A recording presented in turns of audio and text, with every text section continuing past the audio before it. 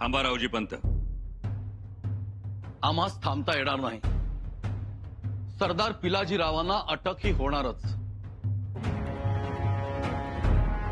कारण आमचा आदेश आहे. आदेश मागे घ्यावा लागेल. कसूर माफी युवराज, परंतु अश्वदळ उभारणी प्रकरणात ते दोषी आढळतात. पिलाजीराव दोषी? राहुजी नाना हो, त्यांनी एक घोडा घेऊन दिला नाही की रोख रक्कम दिली नाही. ते ना चांगलं म्हणाले ना वाईट, ना विरोध केला ना समर्थन. मग ते कसे काय दोषी ठरू शकतात? हा वडाची साल पिंपळाला लावता आहात. नीट बारकाईनं पाहिलं तर त्यांनी समर्थनही केलेलं नाही आणि विरोधही केलेला नाही. विरोध तर सोडाच, पण शृंगारपूरचे सरदार म्हणून त्यांनी रायगडावर तसा खलिता पाठवायला हवा होता किंवा खबर तरी द्यायला हवी होती. त्यांनी तेही केलं नाही. हाच त्यांचा अपराध आहे आणि म्हणून त्यांच्या अटकेचा आदेश. बस राहुजी सोमनाथ, बस. ज्यांनी आपली उभी हयात स्वराज्याच्या हिफाजतीसाठी घालवली, ज्यांनी आपली सगळी शक्ती महाराजांच्या स्वराज्य रक्षणासाठी खर्ची घातली, ज्यांनी सगळा तळ कोकण एक केला, कोकणातले बंडावे पुंडावे मोडून काढले, त्या पिलाजीरावांना अटक? माफी असावी युवराज, परंतु रायगडावर कालच्या पुण्याईवर आत्ता दिवस काढता येत नाही. त्यासाठी कालही चांगलं वागावं लागतं आणि आजही चांगलंच वागावं लागतं. पण पिलाजीरावांची चूक ती काय?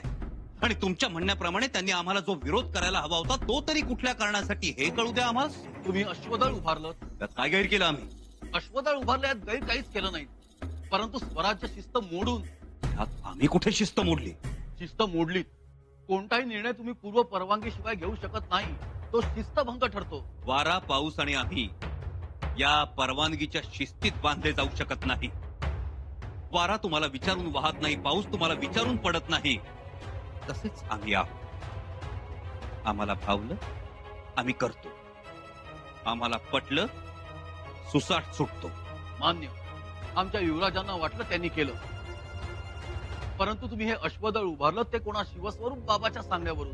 आम्ही कुणाच्या सांगण्यावरून केलं हे महत्वाचं आहे की आम्ही काय केलं हे महत्वाचं आहे? तुम्ही अश्वदळ उभारलं ते चांगलंच केलं, परंतु मंत्रिमंडळाच्या पूर्व परवानगीशिवाय अशी फौज उभारता येत नाही. मंत्रिमंडळाच्या पूर्व परवानगी शिवाय? जी रावजी सोमनाथ, युवराज म्हणूनही आम्ही हा निर्णय घेऊ शकत नाही. युवराज म्हणून म्हणजे? स्वराज्याभिषेकाच्या पवित्र सोहळ्यात युवराज म्हणून आमचा अभिषेक झाला, तो काय केवळ सोपस्कार होता का? आम्हाला युवराज पदाची मानाची वस्त्र बहाल करण्यात आली, ती केवळ नाममात्र होती का? त्याच पवित्र सोहळ्यात मंत्रिमंडळाच्या बरोबरीचे अधिकार युवराजांना देण्यात आले, ते अधिकार आता कुणाला मान्य नाहीत का? आहेत ना. मग त्याच अधिकारात जर आम्ही फौज उभारणीचा निर्णय घेतला तर तो चुकीचा ठरतो, तो स्वराज्य संमत ठरत नाही. हो म्हणजे? बोला बोला रावजी सोमनाथ, आम्ही सांगतोय म्हणून नाही, जे खरं असेल ते सांगा. आहे ना आम्हाला अधिकार? हो आहे. का आला चौकशी करायला? मुद्दा असा आहे, एवढी मोठी फौज उभारली, त्यावर नियंत्रण कोणाचं? आमचं. स्वराज्यात एक घोडाही कोणाच्या अखत्यारीत ठेवता येत नाही, तेव्हा फौज ठेवणं बाळगणं दूरच राहिलं. फौज रायगडी पाठवून द्यावी. फौज रायगडी पाठवून द्यावी? आम्हाला काय दूधखोळे समजता की काय रावजी सोमनाथ? फौज पाठवली जाणार नाही, ती आमच्या कष्टाखामावर उभी राहिली आहे. मग आम्ही रायगडावरील कारभारच काय सांगावे? जे दिसलं ते सांगा आणि आवर्जून सांगा त्यांना. शंभूराजांनी शृंगारपुरात आखाडे उभे केले, अश्वदळ उभं केलं, चतुरंग सेना उभी केली. कागदावर घोटे मारत बसते नाही, ती लांडी लबाडीचे चव्हाटे सुरू केले नाहीत. असंच्या असं शब्दन शब्द सांगा आणि हेही सांगा त्यांना, सूर्य उगवतो, माथ्यावर येतो, मावळतो. आम्ही उगवतो, माथ्यावर येतो आणि इथंच थांबतो, आग बरसत. त्यामुळे सुखाची सावली सोडून बाहेर पडू नका, होरपळून निघाल. आणखी एक नम्र विनंती, आमच्या परोक्ष तुम्ही आमच्या जीवाभावाच्या माणसांची चौकशी केली, ती आम्हाला पटली नाही आणि आवडली तर मुळीच नाही. रायप्पा, ज्योत्याजी आमचे जिवलग, रवी कलश तर मित्र आहेत आमचे. इथून पुढे आमच्या माणसांना वेठीला धरलेलं सहन केलं जाणार नाही.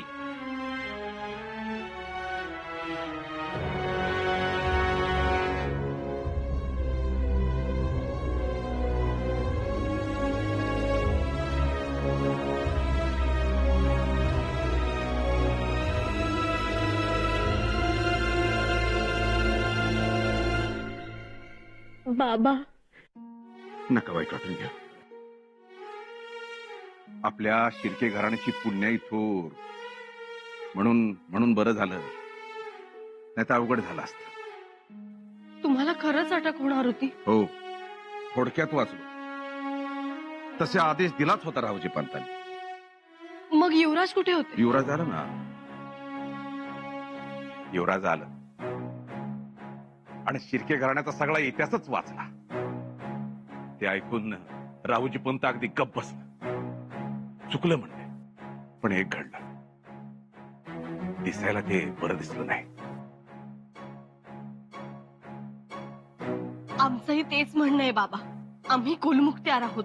निदान पंतांनी आम्हाला तरी आधी कळवायला पाहिजे होतं. कारण नसताना या वयात चौकशी म्हणजे मानाने झाल्यासारखं झालं. हे सगळं त्या अश्वदळ निर्मितीमुळे झालंय. परवानगी घेतली नाही ना. पण म्हणून तुमची चौकशी का? आम्ही या सुब्याचे सरदार आहोत ना. असं येसू, एक विनंती होती. आम्हाला नाही थेट बोलता येत युवराज असते म्हणून. त्यासनी म्हणावं त्या कलुषापासून जरा 2 हात लांब राहा. हे जे समजा काही घडतंय ना त्याच्या मुळाशी कलुषाच आहे, असं गणोजी राजा म्हणत होत. बाबा हो, ते तर युवराजांचे मित्र आहेत. मैत्रपणा करायला दुसरी माणसं आहेतच की येसू. पण त्यो या शृंगारपुरात आल्यापासूनच असं काय बाई अघटित घडायला लागलंय. तेवढं सांगा त्यासनी. ठीक आहे, आम्ही सांगतो. युवराज आता उद्याच राज होणार आहेत, तेव्हा त्यांच्याविषयी रायगडावरचं वातावरण सुद्धा चांगलं राहायला पाहिजे. एवढीच हात जोडून विनंती आहे. बाबा, विनंती काय हो करताय? या विनंती पाठीमागचा उद्देश एवढाच होता की युवराजांच्या शौर्याला, धैर्याला कुणाची नजर लागू नये.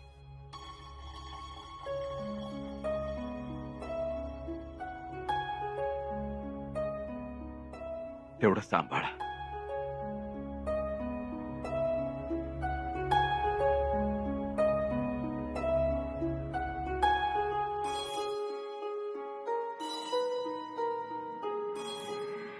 आणि महाराज, जिंजीच्या किल्ल्यावर आपला भागवा अखेर फडकलाच.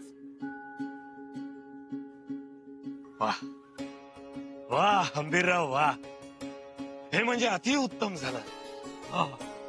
जिंजीचा किल्ला ताब्यात आला आणि आपल्या फौजेला जरा बी त्रास नाही झाला. त्या खानानं अलगद हत्यार खाली ठेवलं. हा जिंजी स्वराज्यासाठी खूप महत्वाचा आहे. रायगडापासून इतका दूर, 300-350 कोसात, म्हणजे जवळजवळ दक्षिणेचं टोकच म्हणा की. आणि महाराज, कालच आपल्या फौजा विरामपट्टणच्या समुद्रावर जाऊन आल्या. समुद्राचं पाणी खारं होतं ऊन, नाहीतर भीमतडीची घोडी हिंदी महासागराचं पाणीच पिऊन आल्या का काय, असं म्हणली असती लोक. हंबीरराव, ही गोष्ट खरंच कौतुकास्पद आहे. भविष्यात हा जिंजी स्वराज्यासाठी खूप उपयोगी पडणार आहे.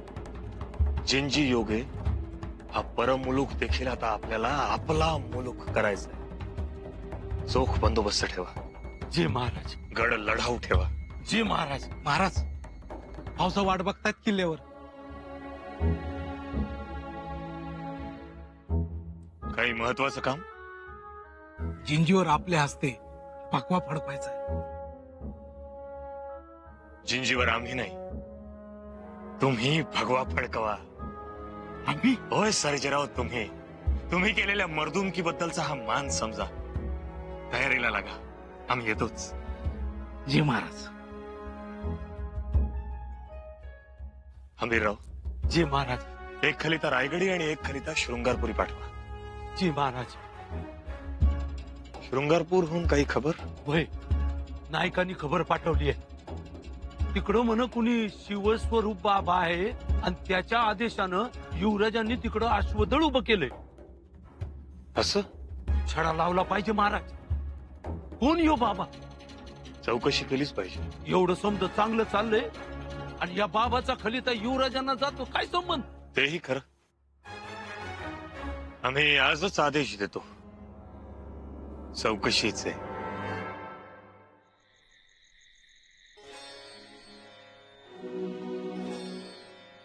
युवराजनी,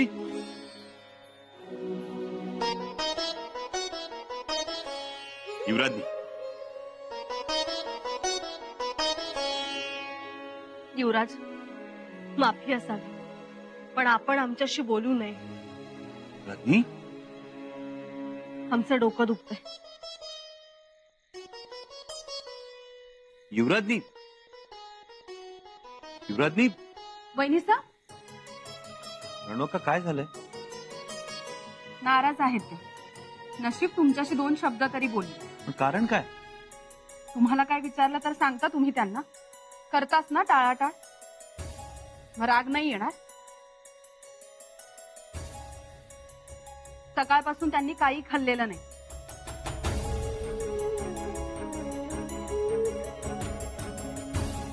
शिवस्वरूप बाबा कोण हे न सांगितल्याचा राग आहे तर.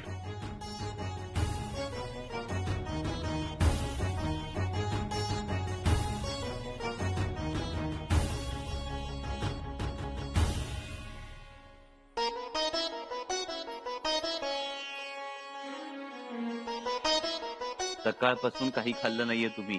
घ्या. आम्हाला भूक नाहीये.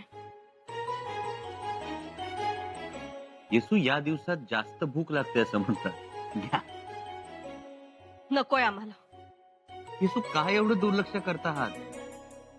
आम्ही दुर्लक्ष करतोय मग काय आम्ही करतोय? ते स्वतःच्या मनालाच विचारा. येसू, एवढं तिरकसपणे का बोलता आहात? आम्ही सरळच बोलतोय आणि याआधीही तसंच बोलत आलो. तुमच्या बोलण्याचा अर्थच कळत नाहीये आज. कळायला हवा, कारण हे बोलणं बंद दरवाजा आडचं बोलणं नाही ना. न कळायला.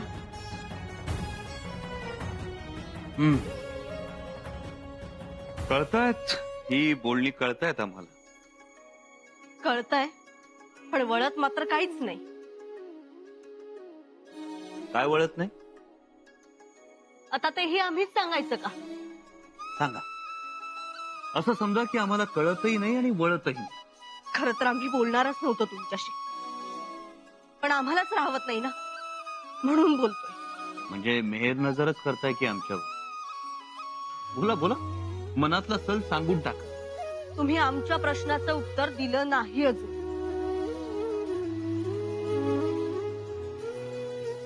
ते देणारही नाही. जेवढं सांगायचं होतं तेवढं सांगितलंय आम्ही तुम्हाला. सांगितलं, पण आम्हाला मात्र काही कळू दिलं नाही. कळू द्यायचंही नव्हतं. म्हणजे आमच्याबद्दलची ही भावना निश्चित आहे.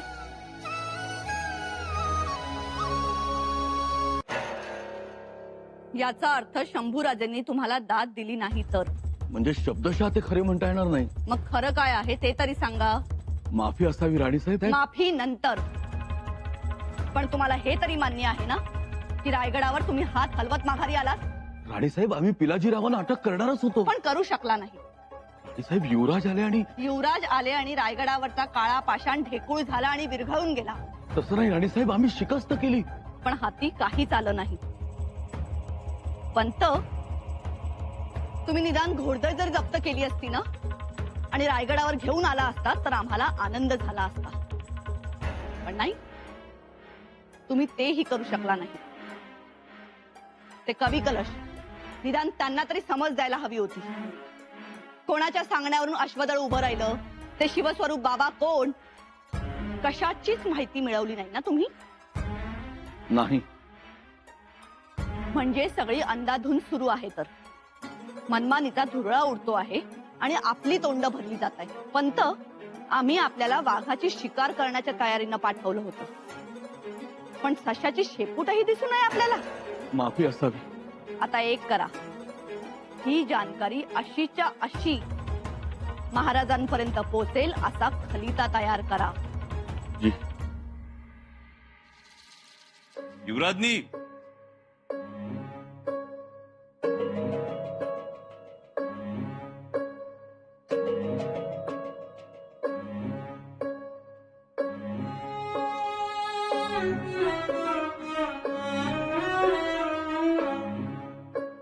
हे घ्या. हे काय?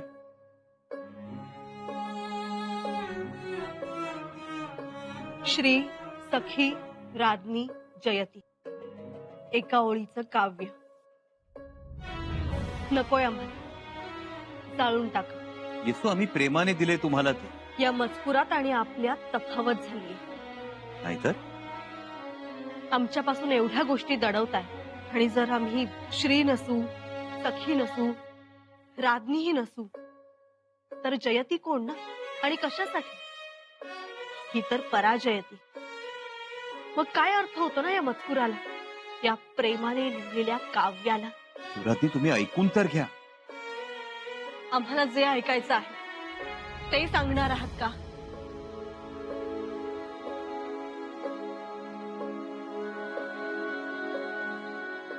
सांगू, पण आमच्या काही अटी आहेत.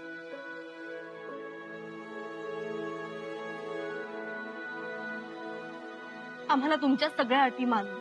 ही गोष्ट कोणालाही कळता कामा नये. नाही कळणार कोणाला, पण आम्हाला तरी सांगा.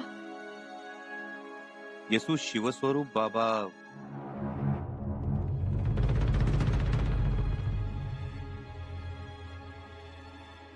म्हणजे छत्रपती शिवाजी महाराज आपले आबासाहेब. बाबासाहेब? पण पोटातल्या बाळाची शपथ आहे तुम्हाला, या बाबतीत गुप्तता राखलीच पाहिजे. यावर बरंच पुढचं राजकारण अवलंबून आहे. राजकारण? बंद दाराआड घडलं तेही राजकारण? होय येसू, बंद दाराआड झालेली चर्चा जगाला माहीत असलेली वेगळी, प्रत्यक्षात घडली ती वेगळीच. काय झालं बंद दाराआड? आम्ही इथे नसताना तुम्ही रायगडावरून हा सगळा राज्यकारभार सांभाळणार होता. पण आता तुम्ही रायगडावर राहायचं नाही, तुम्ही शृंगारपुरी जायचं. शृंगारपूरला जाऊन तुम्ही प्रभावळीचा सुभा सांभाळायचा. सिद्धी पोर्तुगीजांवर लक्ष ठेव. आपल्या दोघांमध्ये पत्रव्यवहार सुरू राहीलच. शी आबासाहेब, पण हे सगळं करताना आपण यामध्ये एक मेख मारून ठेवायची, जी पुढे जाऊन आपल्याला उपयोगी पडणार. कसली मेघ? लोकांसाठी आपण ही बतावणी करायची की आपल्या दोघांमध्ये बेबनाव आहे, आपल्या दोघांमध्ये बेदिली आहे. तो औरंगजेब दिलेर खानाला स्वराज्यावर पाठवणार हे नक्की, आणि आम्ही इथे नसताना दिलेर खान स्वराज्यावर चालून येणार तेही खरं. आणि याला जर शांत करायचं असेल तर गनिमी कावा करावा लागेल. होय, म्हणजे त्याला सतत हे वाटायला पाहिजे की तुम्ही त्याच्या हाताशी लागू शकाल, तो तुम्हाला आमच्यापासून फोडू शकेल. आणि ह्याच समजात त्याला ठेवायचं, त्याला मशगूल करून टाकायचं आम्ही येईपर्यंत. त्याला फक्त खेळवत राहायचं. हे झालं बंद दाराआड. येसू, तुमच्या डोळ्यात अश्रू? युवराज, हे आनंद अश्रू आहेत. आमचा जीव सुखावलाय आज. तुमच्यात आणि आबासाहेबांमध्ये कुठलंच भांडण नव्हतं, कुठली नाराजी नव्हती, कुठला बेबनाव नव्हता. आज आम्हाला मोठा आनंद झालाय. येसू, तो गनिमी कावा होता. युवराज, आम्हाला शंका होतीच हा गनिमी कावा असणार म्हणून, पण नाटक मात्र हुबेहूब आठवलं तुम्ही. नाही येसू, आधी आम्ही दुखावलोच होतो. जेव्हा आबासाहेबांनी सांगितलं की आपल्यात बेबनाव आहे असं इतरांना वाटलं पाहिजे, त्या गोष्टीला विरोधच होता आमचा. आबासाहेबांनी पुढच्या राजकारणाची दिशा सांगितली आणि सगळं मळब दूर झालं. बघा ना, आबासाहेब स्वराज्यात नसताना दिलेर खानाला स्वराज्या बाहेर रोखण्यासाठी या नाराजीचाच उपयोग झाला. बिचारा दिलेर खान दोस्तीचे खलिते पाठवत राहिला. पण युवराज, गडावर तर गैरसमज झाले. सरदारात, सोयरा धायऱ्यात असा समज पसरला की तुमचं आणि आबासाहेबांचं भांडण झालं. मग आता हे कसं पुसणार? ते आबासाहेब पुसतील. जसं पुसायचं तसं. तोपर्यंत आम्ही हे कपाळावर गुलालासारखं मिरवत राहू. कधीपर्यंत? मोहीम संपेपर्यंत. केव्हा संपणार मोहीम? किंवा शिवस्वरूप बाबा सांगतील तेव्हा.